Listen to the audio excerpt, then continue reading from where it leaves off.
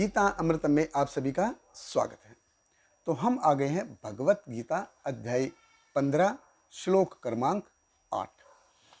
तो पिछले श्लोक में हमने देखा कि किस प्रकार भगवान ने कहा कि सारे जीव उनके अंश हैं, कण मात्र हैं, ब्रह्म स्वरूप है। और इस श्लोक में भगवान कह रहे हैं कि यही ब्रह्म स्वरूप जो है आत्मा कैसे इस भौतिक जगत में भ्रमण कर रहा है। तो भगवत गीता अध्याय 15 श्लोक क्रमांक 8 भगवान कृष्ण कहते हैं, शरीरम यत् अवाप्नोति यच्च अपि उत्क्रामतीश्वर घृत्वा एतानि संयाति वायुगंधानिव आशयात। भगवान कृष्ण कह रहे हैं, इस संसार में जीव अपनी देह आत्मबुद्धि को एक शरीर से दूसरे में उसी तरह ले जाता है जिस तरह वायु सुगंधि को ले जाता है। इस प्रकार वह एक शरीर धारण करता है और फिर इसे त्याग कर दूसरा शरीर धारण करता है। देखिए भगवान कृष्ण कह रहे हैं, शरीरम यत् अवाप्नोति। अवाप्नोति यानी कि प्राप्त करता है, जैसे ही प्राप्त करता है वैसे ही यत् च अपि उत्क्रामति। उत्क्रामति यानी कि वो छोड़ भी देता है। तो जैसे जीव शरीर प्राप्त करता है और थोड़े समय में उत्क्रामति उसको छोड़ भी देता है। तो जीव जन्म ग्रहण करता रहता है और मरता रहता है, जन्म ग्रहण करता रहता है और मरता रहता है, जन्म ग्रहण करता रहता है, मरता रहता है। ये प्रक्रिया जो है वो चलती रहती है। जैसा हमने अध्याय 2 में देखा, 2 के 27वें श्लोक में भगवान ने कहा था, जातस्य ही ध्रुव मृत्यु ध्रुवम जन्म मृतश्च, कि जिसका जन्म होगा उसकी मृत्यु निश्चित है और जिसकी मृत्यु होगी उसका जन्म भी निश्चित है। और ये वही चीज़ है, जो सेम चीज़ है भगवान यहाँ पे भी कह रहे हैं, शरीरम यत् अवाप्नोति यत् चापि उत्क्रामति। और इस अवाप्नोति और उत्क्रामति के बीच में है जो जीव इधर फंसा हुआ है। जीव कौन है? ईश्वर। ईश्वर यानी कि भगवान का अंश जो इस भौतिक प्रकृति से परे है। लेकिन जीव इस भौतिक जगत में आके भूल जाता है कि वह इस जगत का है ही नहीं। वो भौतिक प्रकृति के चुंगल में फंस जाता है, भौतिक प्रकृति के जाल में फंस जाता है।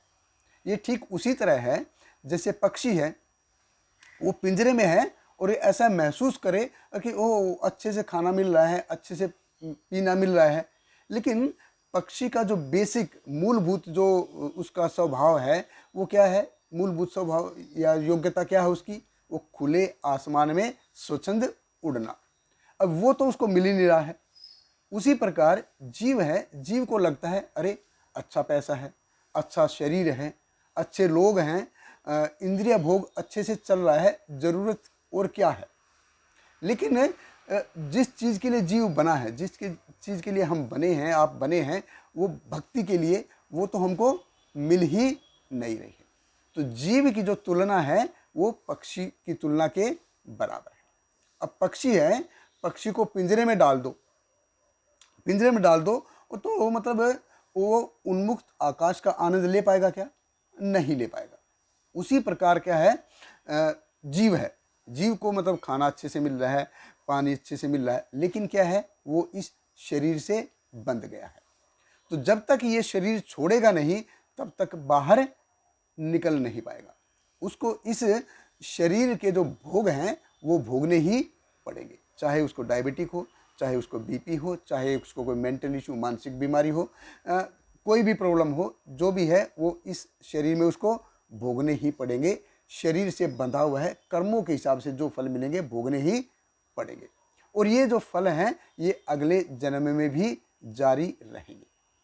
जैसे कसाई होता है, वो भेड़ या बकरी को पकड़ के ले जाता है तो उसको बांध के रखता है, जब तक उसको काटता नहीं है उसको बांध के रखता है। उसी प्रकार है ये जीव है जो है इस शरीर में बंधा है। शरीरम यत् अवाप्नोति यत् च अपि उत्क्रामति। एक शरीर प्राप्त करेगा और फिर शरीर छोड़ देगा। ये कैसे? ये घृत्वा एतानि संयाति वायु गंधान इव आश्यात, कि जैसे खुशबू को या सुगंधी को एक जगह से दूसरी जगह कौन लेके जाता है? वायु लेके जाता है। फूलों से अच्छी खुशबू आ रही है, गुलाब का फूल है, केवड़े का फूल है, अच्छी खुशबू है, लेकिन उसको उस जगह फूल उधर ही है, लेकिन खुशबू दूसरी जगह हर जगह चली जाती है। कौन लेके जाता है? हवा लेके जाता है।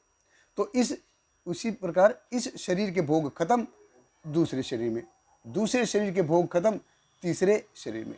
ऐसे प्रकृति हमको शरीर दे दे के कंट्रोल कर रही है। जैसे स्कूल में होता है ना, टीचर वो बच्चे को कैसे कंट्रोल करती है, होमवर्क देगी, उसको टेस्ट देगी, असाइनमेंट दे दे के कंट्रोल करती है। ऐसे ही प्रकृति है, हमको कार्य दे दे के कंट्रोल कर रही है। कार्य के हिसाब से फिर हमको सुख और दुख के जो उपभोग हैं वो है, और उसी के बीच में जीव घुटता चला जाता है। जो उसका मूलभूत जो सिद्धांत है, मूलभूत सिद्धांत भक्ति है, वो कर ही नहीं पाता है।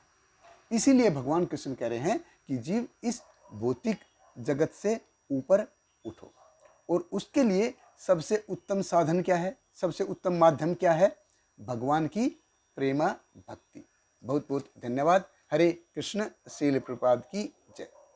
हरे कृष्णा कृष्ण कृष्ण हरे हरे, हरे रामा